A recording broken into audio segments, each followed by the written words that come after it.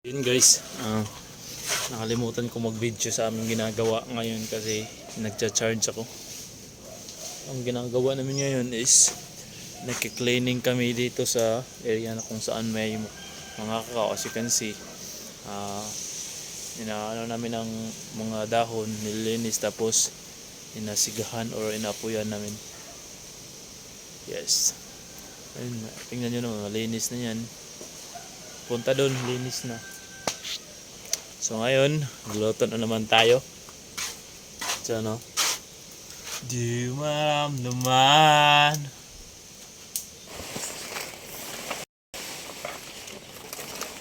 So yun guys.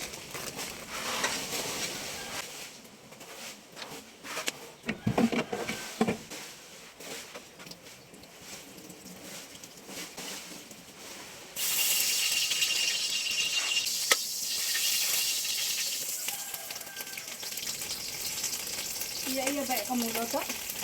Ako ra. Sila dua, sila kauban, ako dili.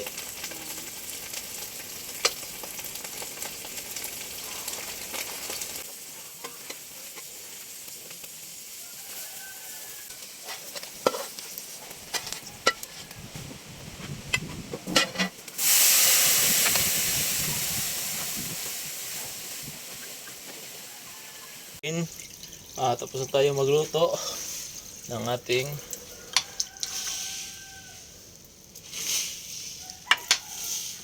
napakasarap na ulam. So buwad-buwad sa lang taron. Let's go. So yun, magandang tanghali guys. So alas 12 na naman, alas 12:30.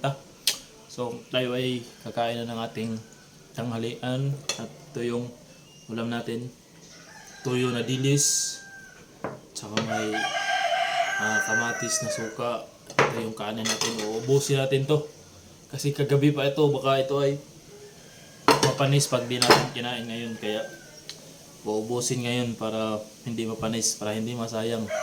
At panghuli, ito yung ating prutas na kakuha lang natin ngayon sa doon sa farm. So let's go.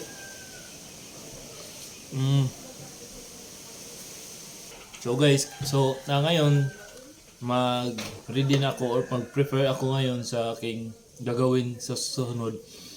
Yung gagawin ko is kumbaga survival sa mga gantong lugar na tapos doon ako matulog. Mag-prepare ako kung anong dalhin natin sa akin.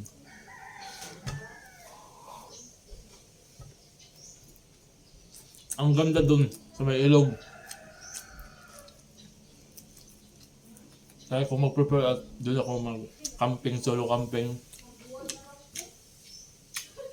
Ewan ko kung makasurvive ako dun. First time. Let's see if kakayanin. I don't know. Pero maganda yung spot doon. Problema lang, wala na tong space yung ginagamit kong phone, baka ako ay malubat. Ayun yung problema. So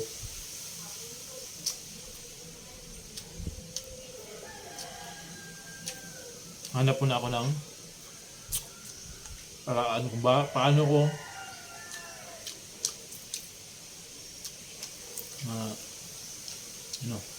maghanap ng storage or memory para sa aking gagawin doon, kasi isang araw at isang gabi ako, yan yung target ko, isang araw at isang gabi, kung kaya ko bang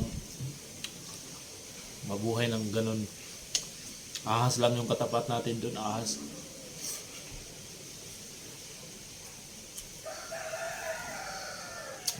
lang kumbaga yung kalaban ba.